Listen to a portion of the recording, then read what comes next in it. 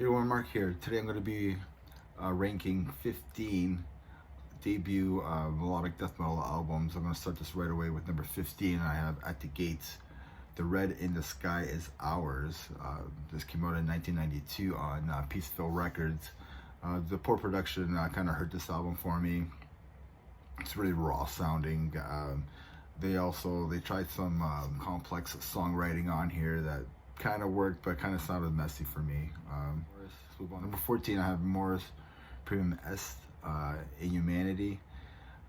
This came out in 2003. This band is from Finland. I don't think too many people, from what I see, talk very much about this band, but I think I really like their later albums. I think they're very good, melodic death metal band. This one is not a bad debut. In My Words is a killer track on here. Number 13, another band from Finland is Insomnium, In the Halls of Waiting, back in 2002.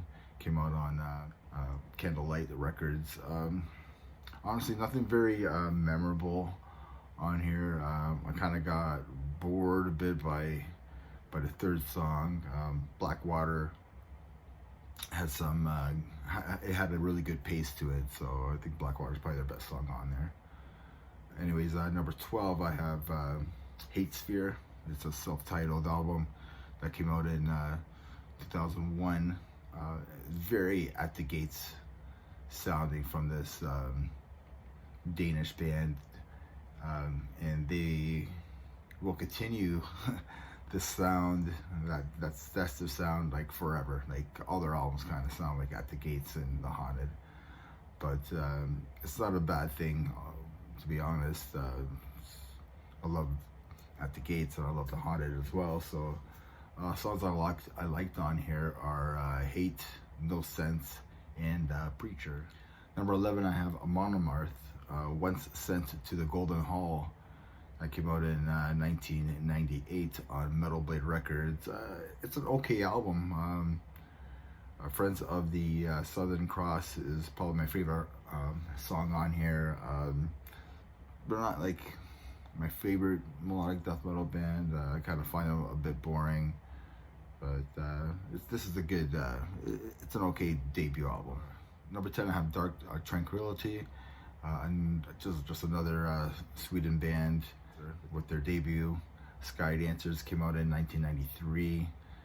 Anders, who sings on In Flames, sings on this album, and Michael Staines sings on In Flames debut album, and then they like traded, the two bands traded vocalists like it was hockey cards, like back in the day. And anyways, this album's sounds okay. It's a good listen. They had a lot of great ideas and a lot of great songwriting on here. I really enjoyed My Fairyland Forgotten. Really good track. Number 9, I have Children of Bodom, Something Wild, from 1997. Yeah, it's another okay album. Solid playing on here, and honestly, I think the band is thinking outside the box, using like keyboards and synth and stuff like that. But yeah, it's an okay album. Number 8, I have The Haunted. They're self-titled. Came out in 1998 on Earache Records. Yeah, this Sweden band. It's very, for me, I think it's a very thrashy influenced album. The album got better and better as it went on for me. Great vocal delivery by Peter Devolved. Songs that I love on here are Hate Song, Choke Hard, Bull Horror. They're just killer tracks. I just think this album just got better and better as it went on. Let's go to number 7. I have Soilwork, Steel Bath Suicide. This album came out in 1998 as well on Listenable Records and Century Media. Yeah, this is just a solid album with great vocals. Bjorn is just amazing vocalist. Honestly, this album kind of sounds like In Flames and Arch Enemy, early Arch Enemy mixed together. Sadistic Lullaby is just a killer track on here. Number 6, I have In Flames Lunar Strain from 1994. Michael Stein is the vocalist on here, like I was talking about before with the Dark Tranquility debut. But I really like this album, to be honest. A lot of great ideas, especially adding the folk elements to it, like in songs. There's a lot of great ideas on here, adding the folk elements, like on songs Ever Lost 1 and 2. I think this is just a great album. Number 5, I have Amorphous. I'm probably gonna butcher this, but it's Carolyn Esimas. That came out in, I hope I did this right, I hope I said it right. That came out in 1992. The Exit of the Sons of the Ueslu, The Lost Name of the Gods are just killer tracks. This album had more of a death metal feel to it, which I like. It does remind me of Amon Amarth meets Bolt Thrower on this debut.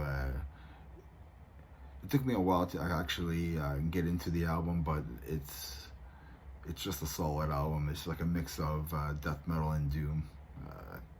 I think it's a great album. Definitely worth listening to if you haven't. Number 4, I have Night Rage, Sweet Vengeance. This came out in 2003 on Century Media.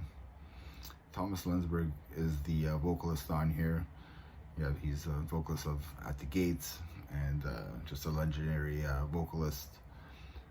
And this has that At the Gates meets like In Flames vibe, that sound.